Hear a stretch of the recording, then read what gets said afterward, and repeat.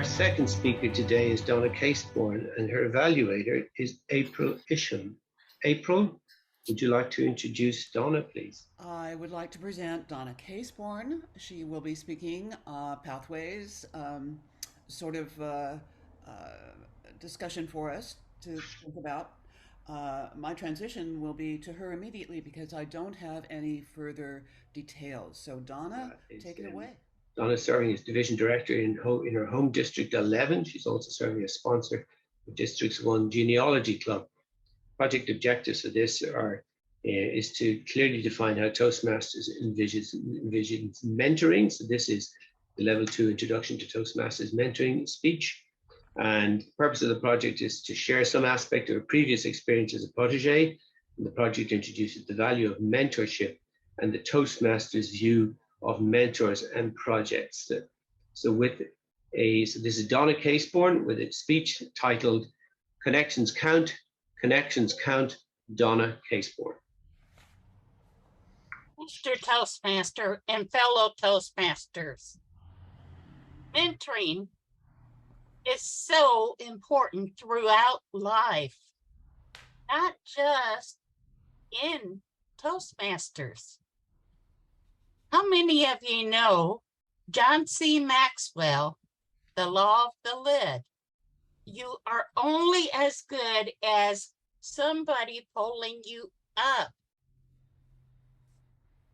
And that's one thing that mentoring can help you do. I think Lavinia's speech is an excellent segue into mentoring because it is the mentor that would help somebody see you no longer have to take the pathways in order. I want to share with you an event I was the chairperson for. This was at my last employer, Chase Bank. It was a diversity forum. We got our diversity team together for our operations building. And we knew that we wanted to change how people thought about diversity. So many people think diversity is just race relations. You're partly right if you think that, but it is so much more. I sat down with a few people that I wanted to be part of the team. And there was always one vice president that frequented our building. I looked up to him very much. One thing about mentoring, it isn't necessarily that person coming to you and saying, I would like to mentor you. It is the protege's responsibility. If you see something that you like, you approach that person and ask them, would you mentor me? This individual had first sat down with me and I explained to him my goals for the big event, because this event was going to include the Indianapolis market, the Louisville, Kentucky market, Chicago market, and the Cincinnati and Columbus, Ohio market. I realized I needed to wow them. Well, he said, who do you want on your team? What type of team members are you going to have on your team? I started going down the list of skill sets that I believe somebody needed to have. The very first thing I learned from him was to not just limit yourself in planning an event to people you think that would be a great fit to be on your team. No, he said, think of somebody you would never, ever have on your team. Ask them to be on your team. Starts the event planning. 4 of us on the core planning team. One of them is still gay. One is an African-American woman. And then there was a Hispanic individual and myself. We met for 6 months. And as we started the planning week after week after week, I could quickly pick up on what my mentor had told me to do. You see, the individual that was not a person I thought I would normally have on the team, he's the one that kept us on target, kept us focused, because he had all the details. And if I forgot about something, he would say, Donna, we need to think about this. It gets closer to time.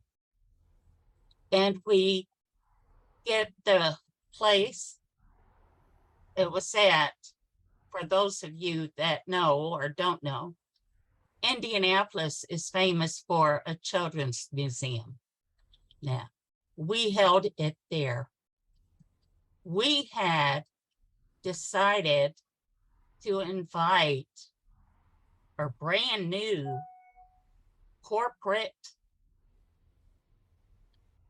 president of diversity because we wanted to wow everybody in attendance. And it just happened to be one of the individuals on my core team had just been at a seminar that he was conducting. Clicked in, ding, ding. I asked her, would you please see if he would be available to fly into Indianapolis on the day of our event and present to all of us. We attained him, and he did a wonderful job. We then had other individuals start to join us as we got closer to the event. Les Ferguson, my mentor, had said, okay, Donna, now add this next layer of individuals. And I did. I thought, okay, how can I use each one of these individuals? And who are we going to invite?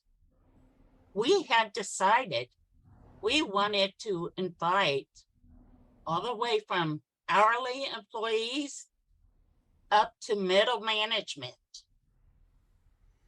You ask why? Because our ultimate goal was to get people to think differently about diversity. And we held the event. We had an object lesson. My mentor said, okay, how are you going to use each one of these members of your team on the day of the event? I needed to think and plot it out exactly what we were going to do, how we were going to do it, and lay it out, share it with everybody, and get everybody in to the row of it. We went back to work, and that market manager said, that was an excellent job done. And they had said, Donna, pointing over to me, is the one you need to thank. She was the chair from day one. So I encourage each and every one of you to get a mentor within Toastmasters and a mentor within your career.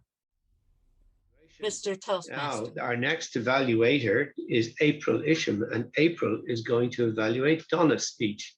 Aprille, you're on mute. And here I am. Thank you very much, Pat. Donna, congratulations. You showed us today the visage of someone who owns their topic. There is a way you convey to us. You got to listen to me because I'm talking about mentoring, and mentoring is such a full and important topic for all of us to explore, from being the protege to being the actual mentor. And you just gave us such a great lesson in how to really own that concern. So congratulations on doing such a fine job. I would like to say that I felt sometimes in your discussion of your topic that you were not conversing with me about it, which I personally prefer, but that you were telling me what had been written. It felt not personalized enough for me. I want to know more about who you are and why you feel like mentoring is so important. Some examples, perhaps, of when you had a mentor come to you and really made a difference. I'm going to take a moment to tell you that I had a mentor. I didn't know him well. He was an executive at a bank, and he said, Aprille, find someone who's not in the game anymore. He meant someone of experience, but knew the game, and have that person be your mentor. Some of the best advice I ever got from a career focus. I would like to know what were the few episodes in your life that gave you the criticalness that you have for us about mentoring. I wanted to mention also, when you spoke to us of the audience that you were going to be having an effect on and how widespread it was, you could have simply said that rather than name Louisville or whatever else it was. That took up some of your time and ate into the good presentation that you had by extending it over long. So bring into all of this, once you've got it crafted, what's going to be an economy of motion here? What can I eliminate that is not critical to what I really want to be telling? I just would like to say too that you had yourself well positioned within the camera. I felt like you were looking at me, but I also was looking at a blurred image behind you that seemed to move once in a while. And I wondered if that cat also was your mentor. Well done, Donna. Thank you for sharing with us today.